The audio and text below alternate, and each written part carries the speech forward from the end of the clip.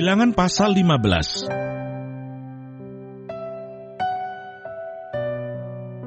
Korban api-apian. Tuhan berfirman kepada Musa, "Berbicaralah kepada orang Israel, dan katakanlah kepada mereka, apabila kamu masuk ke negeri yang akan kuberikan kepadamu menjadi tempat kediamanmu, dan kamu hendak mempersembahkan korban api-apian bagi Tuhan, dari lembu sapi atau kambing domba, baik korban bakaran atau korban sembelihan, baik untuk membayar suatu nazar khusus, atau sebagai persembahan sukarela, atau pada waktu perayaan-perayaanmu, dan dengan demikian menyediakan bau yang menyenangkan bagi Tuhan, maka orang yang mempersembahkan persembahannya itu kepada Tuhan, haruslah mempersembahkan sebagai korban sajian 1/10 eva tepung yang terbaik, diolah dengan 1/4 hin minyak, dan beserta korban bakaran atau korban sembelihan itu. Engkau harus juga mempersembahkan 1/4 hin anggur sebagai korban curahan untuk setiap ekor domba yang dipersembahkan. Tetapi jikalau persembahanmu itu seekor domba jantan, engkau harus mempersembahkan sebagai korban sajian 2/10 eva tepung yang terbaik, diolah dengan 1/3 hin minyak, dan sebagai korban curahan, haruslah kau persembahkan 1/3 hin anggur, menjadi bau yang menyenangkan bagi Tuhan. Dan apabila engkau mengolah seekor lembu sebagai korban bakaran atau sebagai korban sembelihan, baik untuk membayar suatu nazar khusus maupun sebagai korban keselamatan bagi Tuhan, maka beserta lembu itu haruslah dipersembahkan sebagai korban sajian 3/10 eva tepung yang terbaik, diolah dengan 1/2 hin minyak, dan sebagai korban curahan, haruslah kau persembahkan 1/2 hin anggur. Itulah korban api-apian yang baunya menyenangkan bagi Tuhan. Demikianlah harus diperbuat untuk setiap ekor lembu, dan untuk setiap ekor domba jantan, dan untuk setiap ekor domba atau kambing. Berapapun jumlah hewan yang kamu olah, untuk setiap hewan itu harus kamu perbuat demikian juga. Setiap orang Israel asli haruslah berbuat demikian apabila ia mempersembahkan korban api-apian yang baunya menyenangkan bagi Tuhan. Dan apabila seorang asing telah menetap padamu, atau seorang lain yang tinggal di antara kamu, atau di antara keturunanmu kelak, hendak mempersembahkan korban api-apian yang baunya menyenangkan bagi Tuhan, maka seperti yang kamu perbuat, demikianlah harus diperbuatnya. Mengenai jemaah itu, haruslah ada satu ketetapan bagi kamu dan bagi orang asing yang tinggal padamu. Itulah suatu ketetapan untuk selama-lamanya bagi kamu turun-temurun. Kamu dan orang asing haruslah sama di hadapan Tuhan. Satu hukum dan satu peraturan berlaku bagi kamu dan bagi orang asing yang tinggal padamu. Lagi berfirmanlah Tuhan kepada Musa, "Berbicaralah kepada orang Israel dan katakanlah kepada mereka, apabila kamu masuk ke negeri, kemana kamu akan kubawa, maka apabila kamu makan roti hasil negeri itu, haruslah kamu mempersembahkan persembahan khusus bagi Tuhan. Tepung jelaimu yang mula-mula haruslah kamu persembahkan sebagai persembahan khusus berupa roti bundar, sama seperti persembahan khusus dari hasil tempat pengirikanmu. Demikianlah harus kamu mempersembahkannya. Dari tepung jelaimu yang mula-mula, haruslah kamu menyerahkan persembahan khusus kepada Tuhan turun-temurun." Dosa yang tidak disengaja. Apabila kamu dengan tidak sengaja melalaikan salah satu dari segala perintah ini yang telah difirmankan Tuhan kepada Musa, yakni dari segala yang diperintahkan Tuhan kepadamu dengan perantaraan Musa, mulai dari hari Tuhan memberikan perintah-perintahnya dan seterusnya turun-temurun, dan apabila hal itu diperbuat di luar pengetahuan umat ini, tidak dengan sengaja, maka haruslah segenap umat mengolah seekor lembu jantan muda sebagai korban bakaran menjadi bau yang menyenangkan bagi Tuhan, serta dengan korban sajiannya dan korban curahannya, sesuai dengan peraturan, juga seekor kambing jantan sebagai korban penghapus dosa. Maka haruslah imam mengadakan pendamaian bagi segenap umat Israel, sehingga mereka beroleh pengampunan, sebab hal itu terjadi tidak dengan sengaja, dan karena mereka telah membawa persembahan-persembahan mereka sebagai korban api-apian bagi Tuhan. Juga korban penghapus dosa mereka di hadapan Tuhan karena hal yang tidak disengaja itu. Segenap umat Israel akan beroleh pengampunan, juga orang asing yang tinggal di tengah-tengahmu, karena hal itu dilakukan oleh seluruh bangsa itu dengan tidak sengaja. Apabila satu orang saja berbuat dosa dengan tidak sengaja, maka haruslah ia mempersembahkan kambing betina berumur setahun sebagai korban penghapus dosa.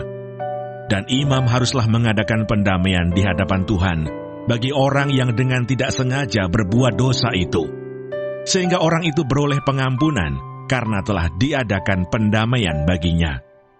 Baik bagi orang Israel asli maupun bagi orang asing yang tinggal di tengah-tengah kamu, satu hukum saja berlaku bagi mereka berkenaan dengan orang yang berbuat dosa dengan tidak sengaja.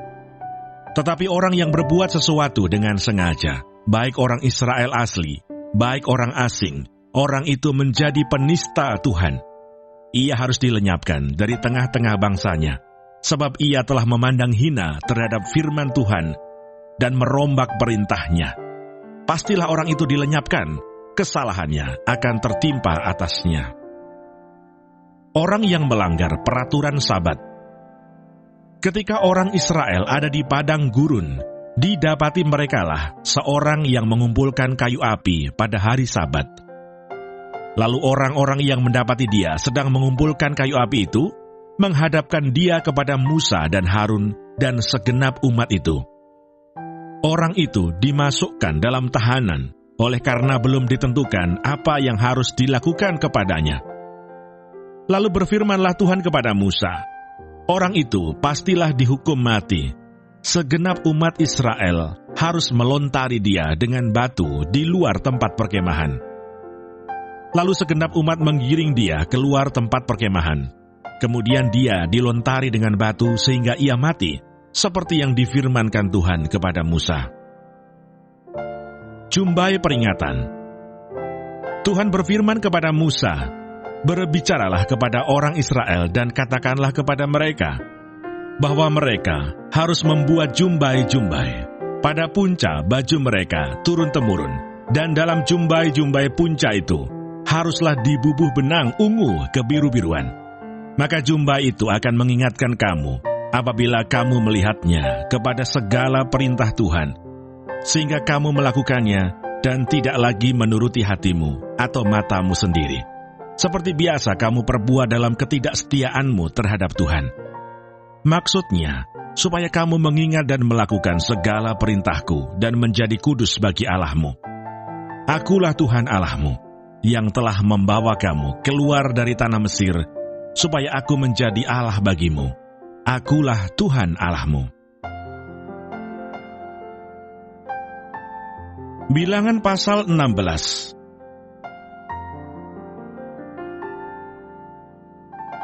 Pemberontakan Korah, Datan dan Abiram. Korah bin Yesar bin Kehat bin Lewi beserta Datan dan Abiram, anak-anak Eliab, dan On bin Pelet, ketiganya orang Ruben, mengajak orang-orang untuk memberontak melawan Musa, beserta 250 orang Israel, pemimpin-pemimpin umat itu, yaitu orang-orang yang dipilih oleh rapat, semuanya orang-orang yang kenamaan.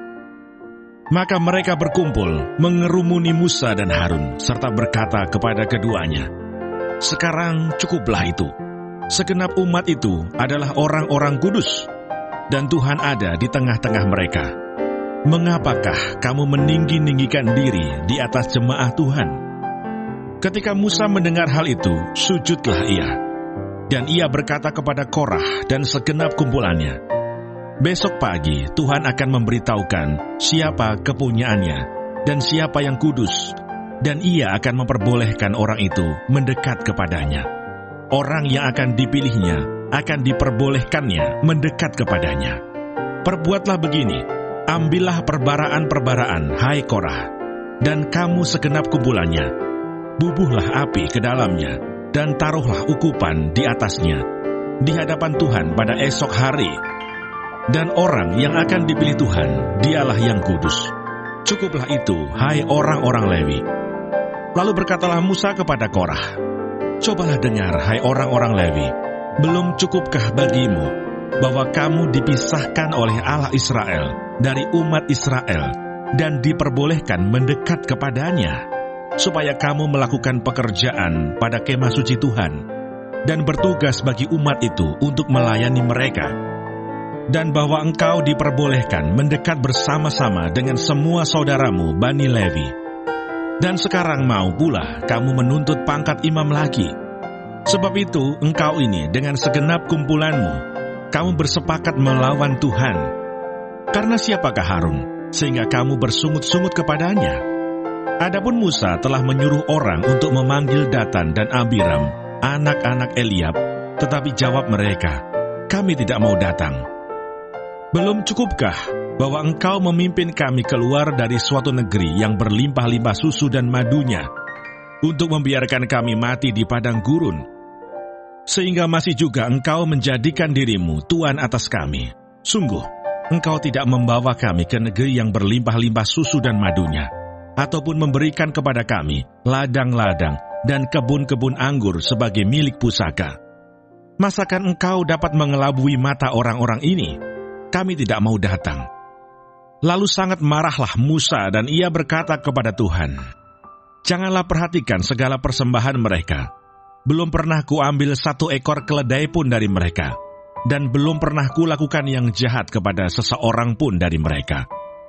Lalu berkatalah Musa kepada Korah, engkau ini dengan segenap kumpulanmu harus menghadap Tuhan, engkau dan mereka dan Harun pada esok hari. Baiklah kamu masing-masing membawa perbaraannya, membubuh ukupan di atasnya. Lalu kamu mempersembahkan masing-masing perbaraannya ke hadapan Tuhan, 250 perbaraan. Juga engkau ini dan Harun, masing-masing harus membawa perbaraannya. Maka mereka masing-masing membawa perbaraannya, membubuh api ke dalamnya, menaruh ukupan di atasnya. Lalu berdirilah mereka di depan pintu kemah pertemuan, juga Musa dan Harun. Ketika Korah mengumpulkan segenap umat itu melawan mereka berdua di depan pintu kemah pertemuan, tampaklah kemuliaan Tuhan kepada segenap umat itu. Lalu berfirmanlah Tuhan kepada Musa dan Harun, pisahkanlah dirimu dari tengah-tengah umat ini, supaya kuhancurkan mereka dalam sekejap mata. Tetapi sujudlah mereka berdua dan berkata, ya Allah, Allah dari roh segala makhluk, satu orang saja berdosa, masakan engkau murka terhadap segenap perkumpulan ini? Maka berfirmanlah Tuhan kepada Musa, katakanlah kepada umat itu, pergilah dari sekeliling tempat kediaman Korah, Datan dan Abiram. Lalu pergilah Musa kepada Datan dan Abiram, dan para tua-tua Israel mengikuti dia. Berkatalah ia kepada umat itu, baiklah kamu menjauh dari kemah orang-orang fasik ini, dan janganlah kamu kena kepada sesuatu apapun dari kepunyaan mereka, supaya kamu jangan mati lenyap oleh karena segala dosa mereka. Maka pergilah mereka dari sekeliling tempat kediaman Korah, Datan dan Abiram. Keluarlah Datan dan Abiram, lalu berdiri di depan pintu kemah mereka bersama-sama dengan istrinya, para anaknya, dan anak-anak yang kecil. Sesudah itu berkatalah Musa, dari hal inilah kamu akan tahu bahwa aku diutus Tuhan untuk melakukan segala perbuatan ini, dan hal itu bukanlah dari hatiku sendiri. Jika orang-orang ini nanti mati seperti matinya setiap manusia, dan mereka mengalami yang dialami setiap manusia, maka aku tidak diutus Tuhan. Tetapi jika Tuhan akan menjadikan sesuatu yang belum pernah terjadi, dan tanah mengangakan mulutnya dan menelan mereka beserta segala kepunyaan mereka, sehingga mereka hidup-hidup turun ke dunia orang mati, maka kamu akan tahu bahwa orang-orang ini telah menista Tuhan. Baru saja ia selesai mengucapkan segala perkataan itu, maka terbelahlah tanah yang di bawah mereka, dan bumi membuka mulutnya dan menelan mereka dengan seisi rumahnya, dan dengan semua orang yang ada pada Korah, dan dengan segala harta milik mereka. Demikianlah mereka dengan semua orang yang ada pada mereka turun hidup-hidup ke dunia orang mati, dan bumi menutupi mereka, sehingga mereka binasa dari tengah-tengah jemaah itu. Dan semua orang Israel yang di sekeliling mereka berlarian mendengar teriak mereka, sebab kata mereka, "Jangan-jangan bumi menelan kita juga." Lagi keluarlah api berasal daripada Tuhan, lalu memakan habis ke 250 orang yang mempersembahkan ukupan itu. Tuhan berfirman kepada Musa, "Katakanlah kepada Eleazar, anak Imam Harun, supaya ia mengangkat perbaraan-perbaraan dari antara kebakaran itu. Lalu hamburkanlah api itu jauh-jauh, karena semuanya itu kudus, yakni perbaraan orang-orang berdosa yang telah membayarkan nyawanya. Kemudian semuanya itu harus ditempa tipis-tipis menjadi salut mezbah, sebab telah dibawa ke hadapan Tuhan oleh orang-orang itu. Jadi semuanya itu kudus. Dengan demikian, hal itu menjadi tanda bagi orang Israel." Maka Imam Eleazar mengambil perbaraan-perbaraan tembaga yang telah dibawa oleh orang-orang yang terbakar itu, lalu ditempa menjadi salut mezbah. Itu menjadi suatu peringatan bagi orang Israel, supaya jangan tampil orang awam yang bukan dari keturunan Harun untuk membakar ukupan di hadapan Tuhan.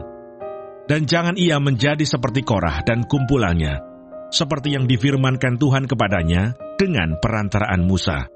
Tetapi pada keesokan harinya, bersungut-sungutlah segenap umat Israel kepada Musa dan Harun, kata mereka, "Kamu telah membunuh umat Tuhan."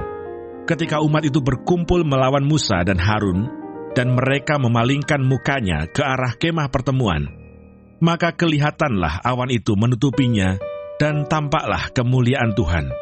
Lalu pergilah Musa dan Harun ke depan kemah pertemuan. Maka berfirmanlah Tuhan kepada Musa, "Pergilah dari tengah-tengah umat ini, supaya kuhancurkan mereka dalam sekejap mata." Lalu sujudlah mereka. Berkatalah Musa kepada Harun, "Ambillah perbaraan, bubuhlah api ke dalamnya dari atas mezbah, dan taruhlah ukupan, dan pergilah dengan segera kepada umat itu, dan adakanlah pendamaian bagi mereka, sebab murka Tuhan telah berkobar, dan tulah sedang mulai." Maka Harun mengambil perbaraan seperti yang dikatakan Musa, dan berlarilah ia ke tengah-tengah jemaah itu. Dan tampaklah tulah telah mulai di antara bangsa itu. Lalu dibubuhnyalah ukupan, dan diadakannyalah pendamaian bagi bangsa itu. Ketika ia berdiri di antara orang-orang mati dan orang-orang hidup, berhentilah tulah itu. Dan mereka yang mati kena tulah itu ada 14.700 orang banyaknya, belum terhitung orang-orang yang mati karena perkara Korah. Ketika Harun kembali kepada Musa di depan pintu kemah pertemuan, tulah itu telah berhenti. Bilangan pasal 17.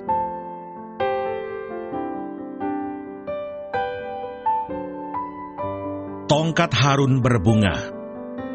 Tuhan berfirman kepada Musa, "Katakanlah kepada orang Israel, dan suruhlah mereka memberikan kepadamu 1 tongkat untuk setiap suku. Semua pemimpin mereka harus memberikannya suku demi suku, seluruhnya 12 tongkat.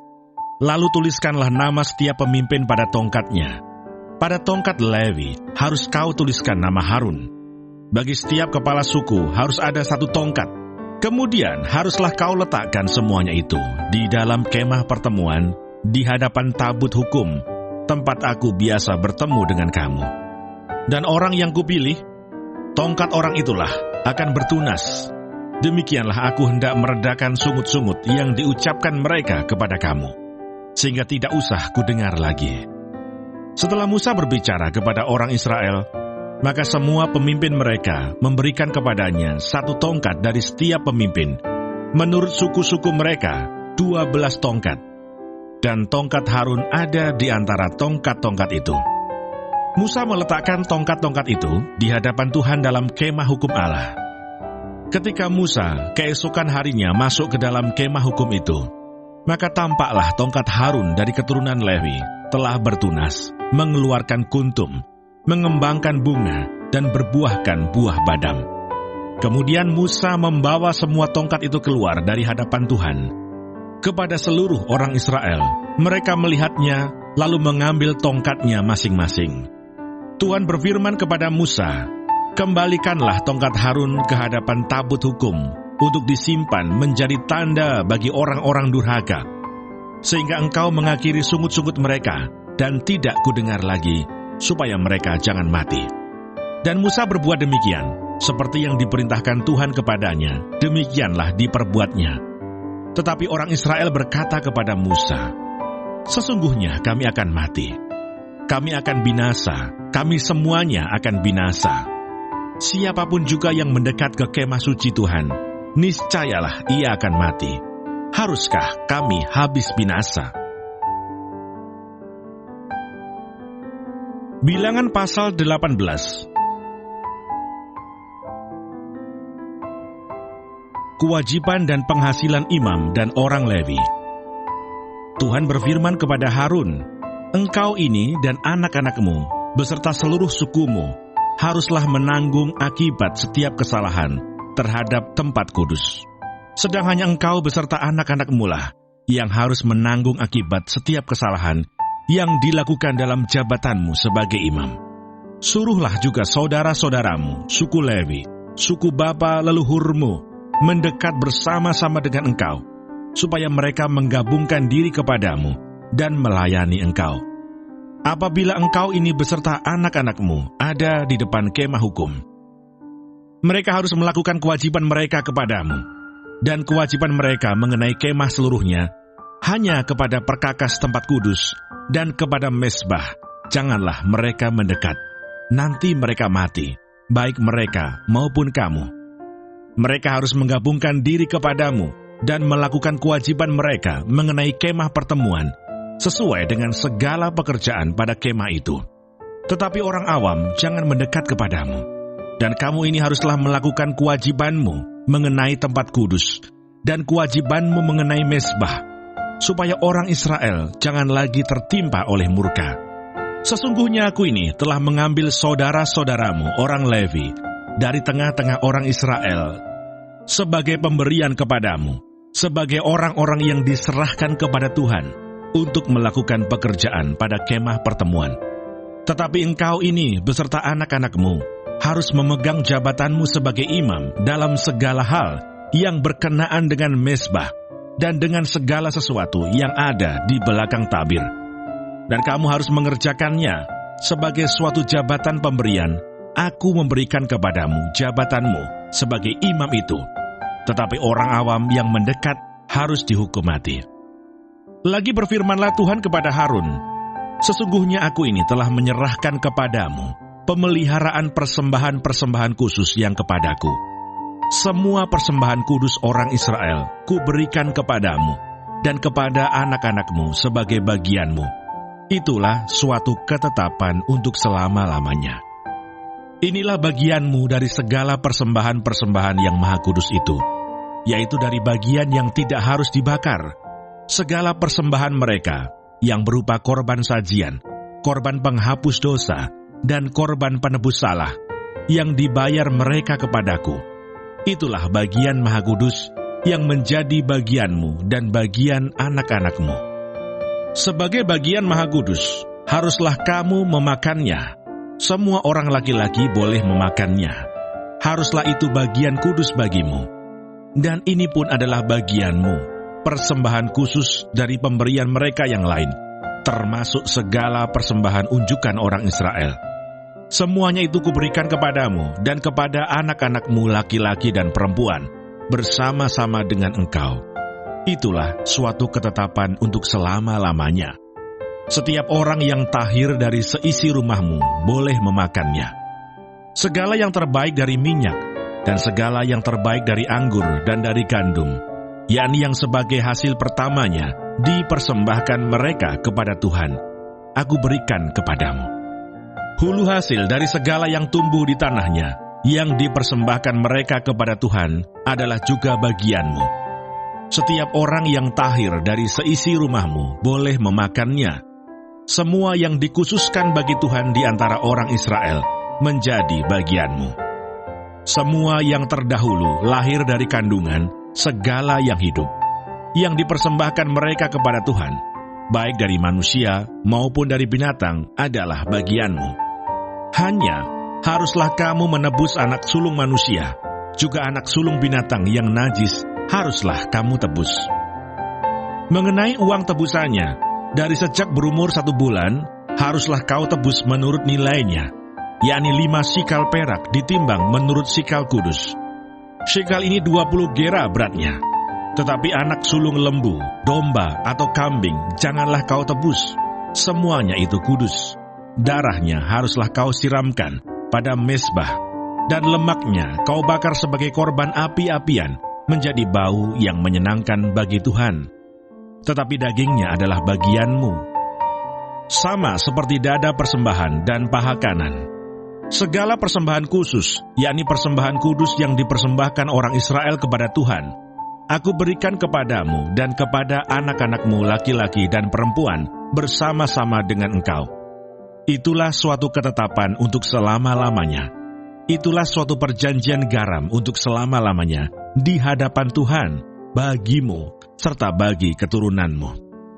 Tuhan berfirman kepada Harun, di negeri mereka engkau tidak akan mendapat milik pusaka dan tidak akan beroleh bagian di tengah-tengah mereka.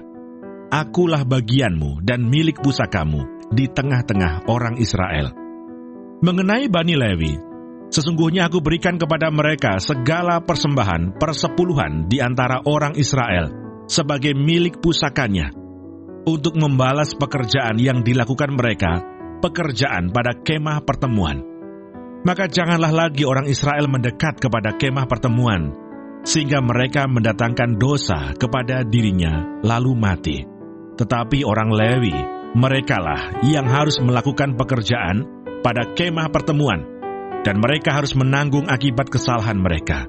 Itulah suatu ketetapan untuk selama-lamanya, bagimu turun-temurun. Mereka tidak akan mendapat milik pusaka di tengah-tengah orang Israel, sebab persembahan persepuluhan yang dipersembahkan orang Israel kepada Tuhan sebagai persembahan khusus, ku berikan kepada orang Lewi sebagai milik pusakanya. Itulah sebabnya aku telah berfirman tentang mereka. Mereka tidak akan mendapat milik pusaka di tengah-tengah orang Israel.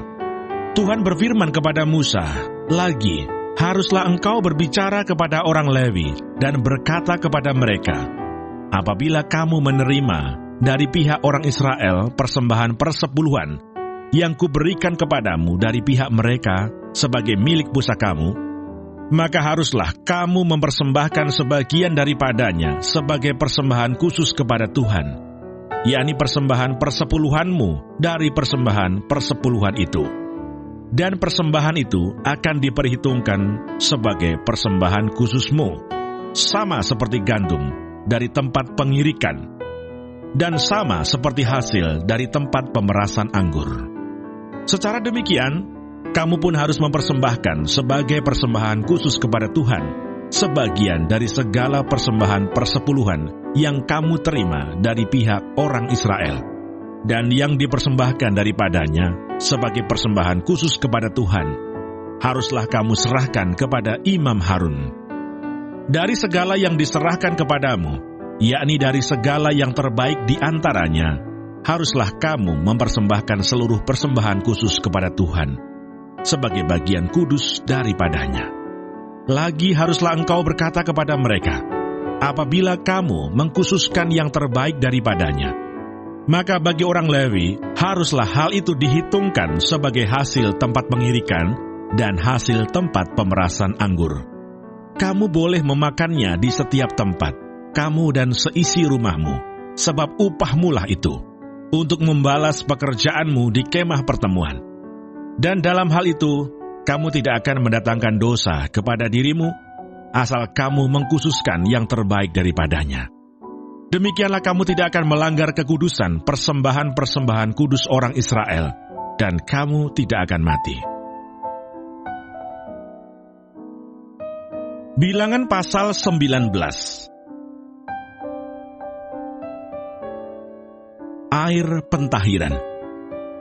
Tuhan berfirman kepada Musa dan Harun, inilah ketetapan hukum yang diperintahkan Tuhan dengan berfirman, katakanlah kepada orang Israel, supaya mereka membawa kepadamu seekor lembu betina merah yang tidak bercela, yang tidak ada cacatnya, dan yang belum pernah kena kuk.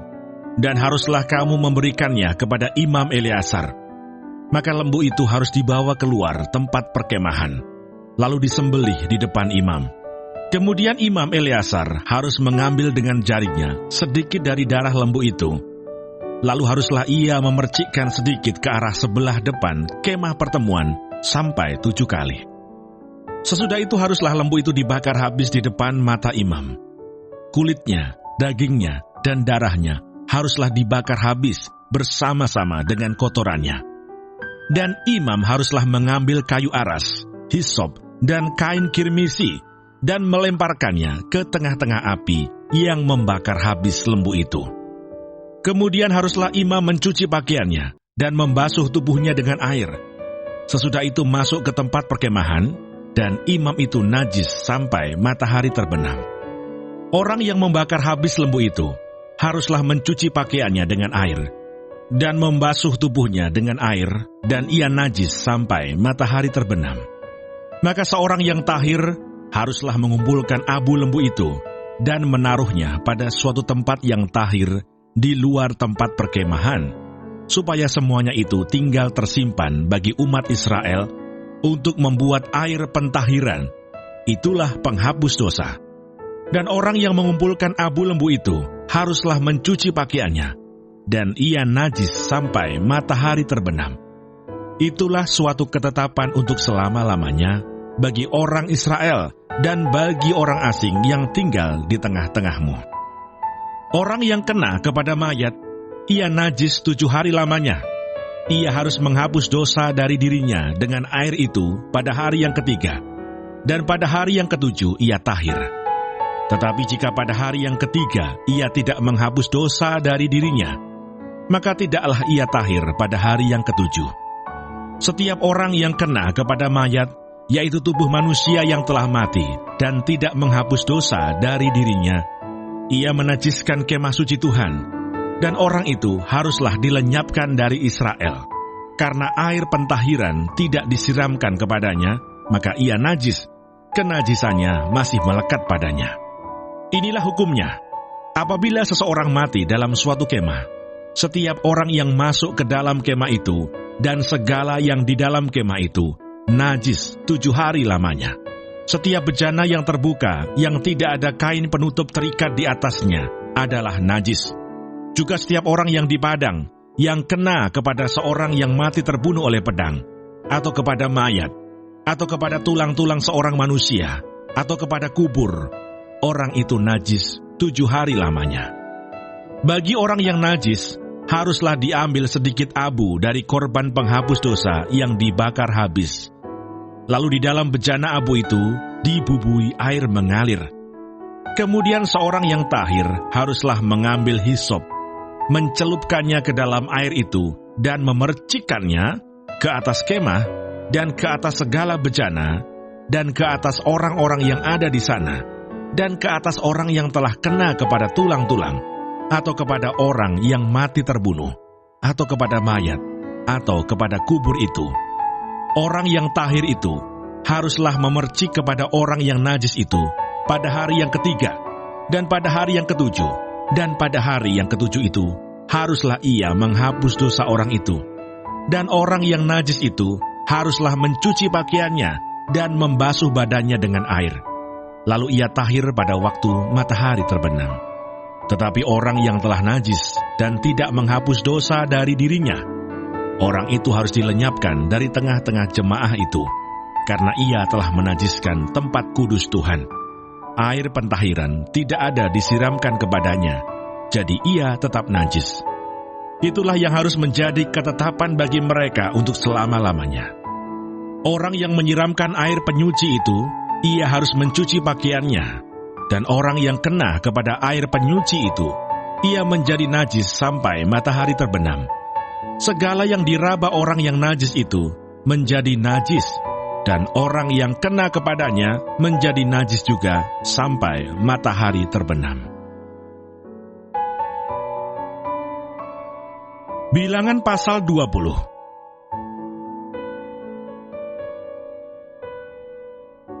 Miriam mati. Kemudian sampailah orang Israel, yakni segenap umat itu, ke padang gurun Sin dalam bulan pertama. Lalu tinggallah bangsa itu di Kades. Matilah Miriam di situ dan dikuburkan di situ. Dosa Musa dan Harun. Pada suatu kali, ketika tidak ada air bagi umat itu, berkumpullah mereka mengerumuni Musa dan Harun, dan bertengkarlah bangsa itu dengan Musa, katanya, "Sekiranya kami mati binasa pada waktu saudara-saudara kami mati binasa di hadapan Tuhan, mengapa kamu membawa jemaah Tuhan ke padang gurun ini, supaya kami dan ternak kami mati di situ? Mengapa kamu memimpin kami keluar dari Mesir untuk membawa kami ke tempat celaka ini, yang bukan tempat menabur, tanpa pohon ara, anggur dan delima, bahkan air minum pun tidak ada?" Maka pergilah Musa dan Harun dari umat itu ke pintu kemah pertemuan, lalu sujud. Kemudian tampaklah kemuliaan Tuhan kepada mereka. Tuhan berfirman kepada Musa, "Ambillah tongkatmu itu, dan engkau dan Harun kakakmu harus menyuruh umat itu berkumpul. Katakanlah di depan mata mereka kepada bukit batu itu supaya diberi airnya. Demikianlah engkau mengeluarkan air dari bukit batu itu bagi mereka, dan memberi minum umat itu serta ternaknya." Lalu Musa mengambil tongkat itu dari hadapan Tuhan, seperti yang diperintahkannya kepadanya. Ketika Musa dan Harun telah mengumpulkan jemaah itu di depan bukit batu itu, berkatalah ia kepada mereka, "Dengarlah kepadaku, hai orang-orang durhaka. Apakah kami harus mengeluarkan air bagimu dari bukit batu ini?" Sesudah itu Musa mengangkat tangannya, lalu memukul bukit batu itu dengan tongkatnya 2 kali. Maka keluarlah banyak air, sehingga umat itu dan ternak mereka dapat minum. Tetapi Tuhan berfirman kepada Musa dan Harun, "Karena kamu tidak percaya kepadaku, dan tidak menghormati kekudusanku di depan mata orang Israel, itulah sebabnya kamu tidak akan membawa jemaah ini masuk ke negeri yang akan kuberikan kepada mereka. Itulah mata air Meribah, tempat orang Israel bertengkar dengan Tuhan, dan ia menunjukkan kekudusannya di antara mereka." Edom menolak permintaan orang Israel melalui negerinya. Kemudian Musa mengirim utusan dari Kades kepada Raja Edom dengan pesan, "Beginilah perkataan saudaramu Israel. Engkau tahu segala kesusahan yang telah menimpa kami, bahwa nenek moyang kami pergi ke Mesir, dan kami lama diam di Mesir, dan kami dan nenek moyang kami diperlakukan dengan jahat oleh orang Mesir, bahwa kami berteriak kepada Tuhan, dan ia mendengarkan suara kami, mengutus seorang malaikat dan menuntun kami keluar dari Mesir. Sekarang ini kami ada di Kades, sebuah kota di tepi perbatasanmu. Izinkanlah kiranya kami melalui negerimu. Kami tidak akan berjalan melalui ladang-ladang dan kebun-kebun anggurmu, dan kami tidak akan minum air sumurmu. Jalan besar saja akan kami jalani dengan tidak menyimpang ke kanan atau ke kiri, sampai kami melalui batas daerahmu." Tetapi orang Edom berkata kepada mereka, "Tidak boleh kamu melalui daerah kami. Nanti kami keluar menjumpai kamu dengan pedang." Lalu berkatalah orang Israel kepadanya, "Kami akan berjalan melalui jalan raya, dan jika kami dan ternak kami minum airmu, maka kami akan membayar uangnya, asal kami diizinkan lalu dengan berjalan kaki, hanya itu saja." Tetapi jawab mereka, "Tidak boleh kamu lalu." Maka keluarlah orang Edom menghadapi mereka dengan banyak rakyatnya dan dengan tentara yang kuat. Ketika orang Edom tidak mau mengizinkan orang Israel lalu dari daerahnya, maka orang Israel menyimpang meninggalkannya. Harun mati. Setelah mereka berangkat dari Kades, sampailah segenap umat Israel ke Gunung Hor. Lalu berkatalah Tuhan kepada Musa dan Harun dekat Gunung Hor, di perbatasan tanah Edom, "Harun akan dikumpulkan kepada kaum leluhurnya, sebab ia tidak akan masuk ke negeri yang kuberikan kepada orang Israel, karena kamu berdua telah mendurhaka kepada titahku dekat mata air Meribah. Panggillah Harun dan Eleazar anaknya, dan bawalah mereka naik ke Gunung Hor. Tanggalkanlah pakaian Harun, dan kenakanlah itu kepada Eleazar anaknya. Kemudian Harun akan dikumpulkan kepada kaum leluhurnya dan mati di sana. Lalu Musa melakukan seperti yang diperintahkan Tuhan. Mereka naik ke Gunung Hor, sedang segenap umat itu memandangnya. Musa menanggalkan pakaian Harun dan mengenakannya kepada Eleazar anaknya. Lalu matilah Harun di puncak gunung itu. Kemudian Musa dengan Eleazar turun dari gunung itu. Ketika segenap umat itu melihat bahwa Harun telah mati, maka seluruh orang Israel menangisi Harun 30 hari lamanya. Bilangan pasal 21. Peperangan dekat Horma. Raja negeri Arad, orang Kanaan yang tinggal di tanah Negeb, mendengar bahwa Israel datang dari jalan Atarim. Lalu ia berperang melawan Israel dan diangkutnya beberapa orang tawanan daripada mereka. Maka bernasarlah orang Israel kepada Tuhan, katanya, "Jika engkau serahkan bangsa ini sama sekali ke dalam tangan kami akan menumpas kota-kota mereka sampai binasa." Tuhan mendengarkan permintaan orang Israel, lalu menyerahkan orang Kanaan itu. Kemudian orang-orang itu dan kota-kotanya ditumpas sampai binasa. Itulah sebabnya tempat itu dinamai Horma. Ular tembaga. Setelah mereka berangkat dari Gunung Hor, berjalan ke arah Laut Teberau untuk mengelilingi tanah Edom, maka bangsa itu tidak dapat lagi menahan hati di tengah jalan. Lalu mereka berkata-kata melawan Allah dan Musa, "Mengapa kamu memimpin kami keluar dari Mesir, supaya kami mati di padang gurun ini? Sebab di sini tidak ada roti dan tidak ada air, dan akan makanan hambar ini kami telah muak." Lalu Tuhan menyuruh ular-ular tedung ke antara bangsa itu yang memagut mereka, sehingga banyak dari antara orang Israel yang mati. Kemudian datanglah bangsa itu mendapatkan Musa dan berkata, "Kami telah berdosa, sebab kami berkata-kata melawan Tuhan dan engkau. Berdoalah kepada Tuhan, supaya dijauhkannya ular-ular ini daripada kami." Lalu Musa berdoa untuk bangsa itu. Maka berfirmanlah Tuhan kepada Musa, "Buatlah ular tedung, dan taruhlah itu pada sebuah tiang. Maka setiap orang yang terpagut, jika ia melihatnya, akan tetap hidup." Lalu Musa membuat ular tembaga, dan menaruhnya pada sebuah tiang. Maka jika seseorang dipagut ular, dan ia memandang kepada ular tembaga itu, tetaplah ia hidup. Perjalanan ke daerah Moab. Kemudian berangkatlah orang Israel, lalu berkemah di Obot. Berangkatlah mereka dari Obot, lalu berkemah dekat reruntuhan di Abarim, di padang gurun yang di sebelah timur Moab. Dari situ berangkatlah mereka, lalu berkemah di lembah Seret. Dari situ berangkatlah mereka, lalu berkemah di seberang sungai Arnon yang di padang gurun dan yang keluar dari daerah orang Amori. Sebab sungai Arnon ialah batas Moab, di antara orang Moab dan orang Amori. Itulah sebabnya dikatakan dalam kitab peperangan Tuhan, "Waheb di Sufa dan lembah-lembah ke sungai Arnon, dan lereng lembah-lembah. Lereng itu terbentang ke tempat di mana terletak kota Ar, dan bersandar pada batas daerah Moab. Dari sana mereka ke Beer. Inilah sumur di mana Tuhan berfirman kepada Musa, 'Kumpulkanlah bangsa itu, maka aku akan memberikan air kepada mereka.'